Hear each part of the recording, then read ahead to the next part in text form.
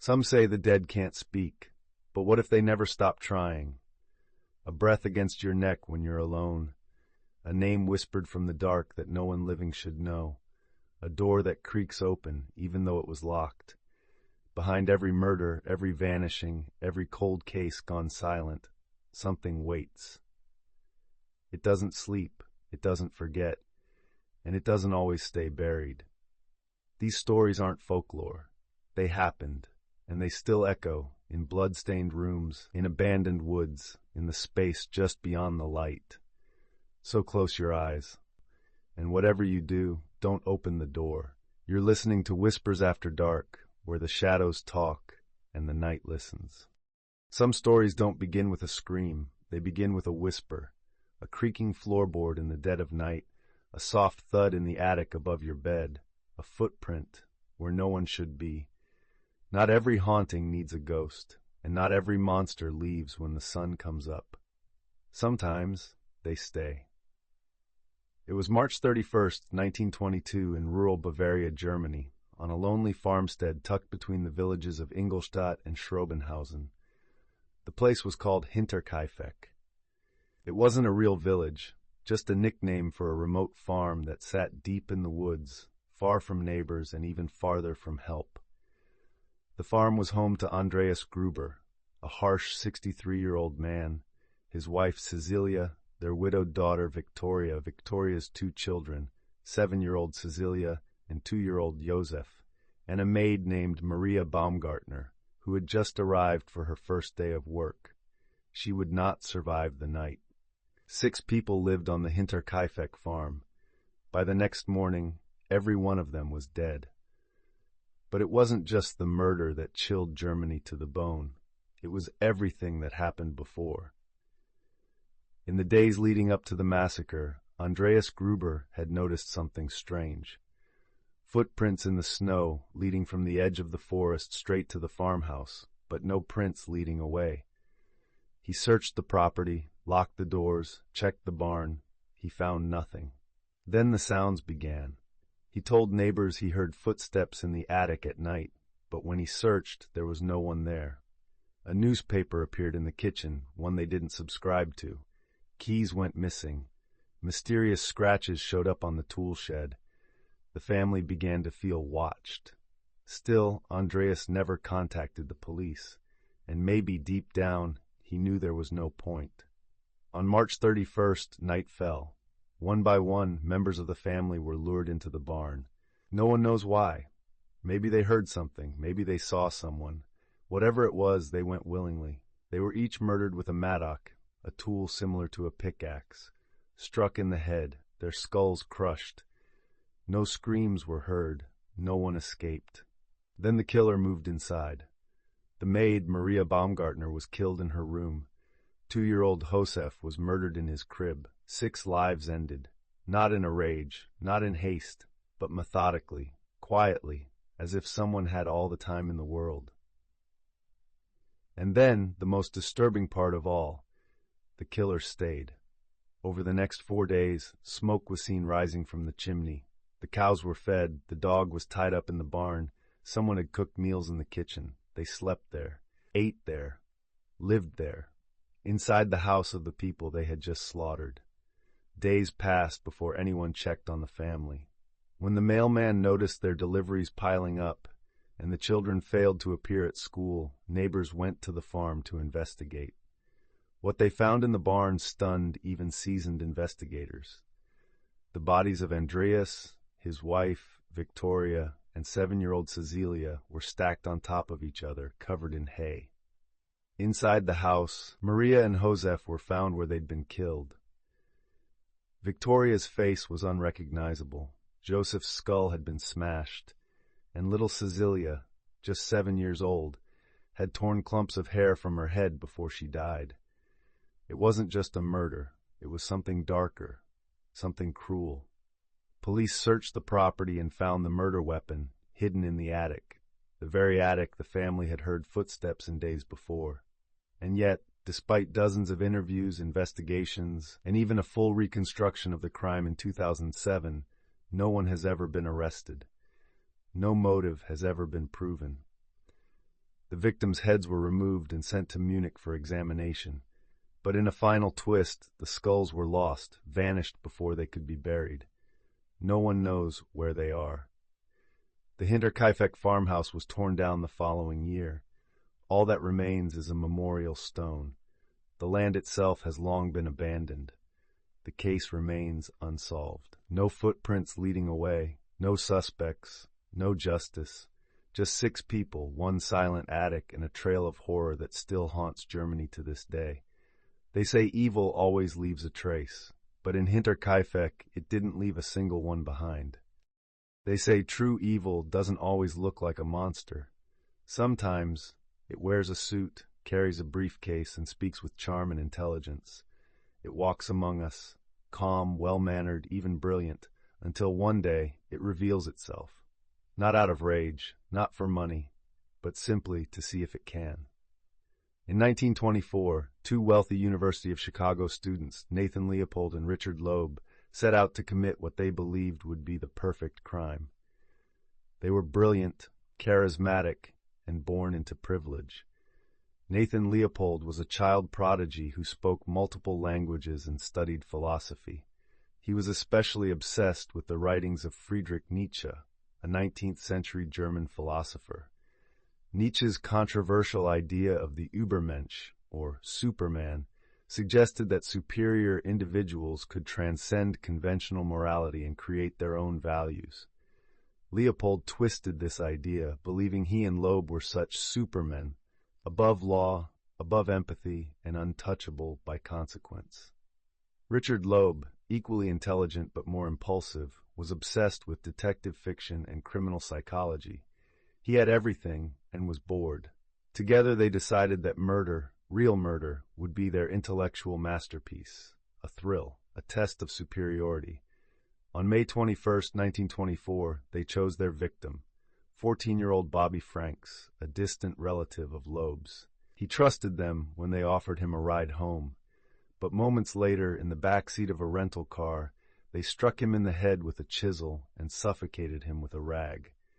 The killing was brutal, messier than they expected. They stripped his body, poured acid on his face to hinder identification, then dumped him in a drainage culvert near Wolf Lake. And yet, they called Bobby's family afterward, posing as kidnappers. They demanded a ransom, knowing he was already dead. But their perfect plan unraveled fast when Bobby's body was found the next day. Near the body, police found a pair of distinctive eyeglasses. Rare, expensive, and traceable. Only 3 pairs of that style had been sold in all of Chicago. One of them belonged to Nathan Leopold. Under pressure, both boys cracked. They confessed in graphic detail, not with regret but fascination. They described the murder as an experiment. Loeb called it a thing to do. Leopold, cold, calculating, admitted they killed for the thrill. The trial gripped the nation.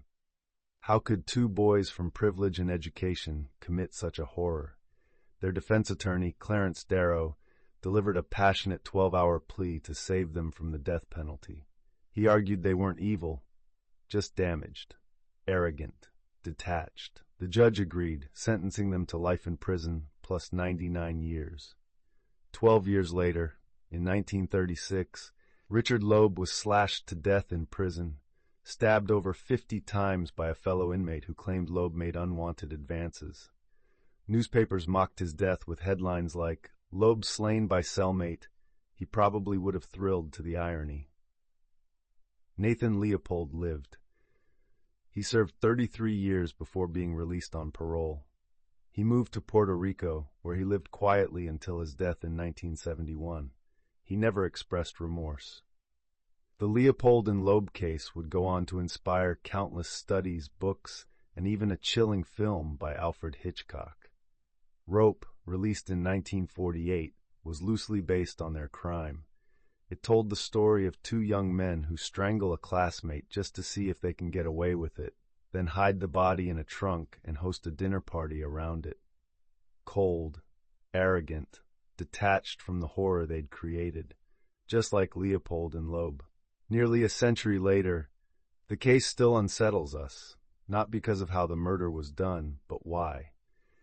It wasn't about hate or desperation or revenge. It was a thrill kill. The act of two minds testing the limits of morality and finding nothing there.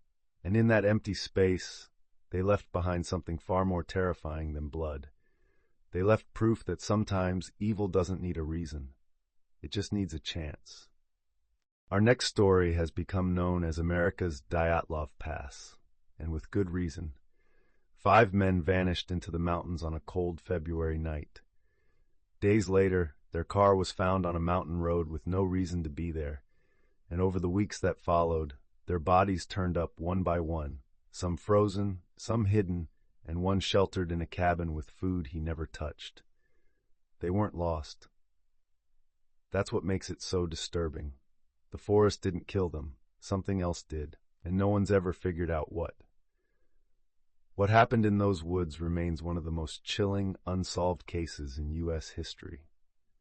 On a chilly February evening in 1978, 5 young men from Yuba City, California, Gary Mathias, Jack Madruga, Bill Sterling, Jack Hewitt, and Ted Wire, piled into a Mercury Montego to attend a college basketball game. Friends since childhood, they were described as gentle souls, some with mild intellectual disabilities, and others dealing with mental health challenges. They never returned home. Days later, the abandoned car was found in the Plumas National Forest, stuck in the snow on an unpaved mountain road. Strangely, it wasn't damaged. There were no signs of foul play. The area was remote and rugged, far from their planned route. Why had they driven 70 miles off course into the wilderness? Inside the car, investigators found maps, candy wrappers, and a neatly folded program from the game. But there was no sign of the 5 men. A massive search began, but weeks passed with no answers. The families were frantic. Then spring came, and with it a series of gruesome discoveries. Nearly 20 miles from the car, in a deserted U.S. Forest Service trailer, searchers found the emaciated body of Ted Wire. He had been wrapped in sheets, lying on a mattress, and had seemingly survived for up to 13 weeks. The trailer was stocked with food and matches, yet none of it had been used. The window had been broken from the inside, suggesting desperation or panic. Ted's feet were badly frostbitten. His beard had grown thick. Someone had cared for him at some point, but who? Nearby, scattered in the snow and forest, were the skeletal remains of Jack Madruga and Bill Sterling, partially eaten by animals. Jack Hewitt's body was found further into the woods, his bones scattered. Months later, bits of Gary Mathias's clothing and shoes were found, but his body was never recovered. To this day, his fate remains unknown. None of it made sense. Why did they abandon a working car? Why trek so deep into the forest in freezing temperatures? And why didn't Ted light a fire or eat the food in the trailer? Some theorized they were running from something or someone. Others suggested they'd been lured out there. Gary Mathias, a diagnosed schizophrenic, had previously gone missing before, but this time the others followed. Why? One particularly eerie theory involved a mysterious man at a gas station, seen arguing with the group before their disappearance. Another pointed to military installations in the area and possible experiments. But no solid evidence ever surfaced. The tragedy echoes the infamous Dyatlov Pass incident in Russia, another case of inexplicable deaths in the cold, with frightened victims seemingly fleeing an unseen threat. The Yuba County Five remains one of America's most baffling unsolved mysteries, a case filled with missing time, lost lives, and chilling silence. Some believe the forest still holds the answers. Others think those answers were buried with the snow and the dead. Whatever happened that night in the Sierra Nevada remains buried in frost and shadow, haunting anyone who dares look too closely. Thank you for joining me for this episode of Whispers After Dark, Disturbing Stories to Sleep By. If these stories sent a chill down your spine, comment below. Tell us about a story you would like to hear, and check out the other chilling videos in our channel. Make sure to subscribe, like, and tap the notification bell so you never miss what waits in the shadows. Until then, Stay curious, stay cautious, and beware of the whispers after dark.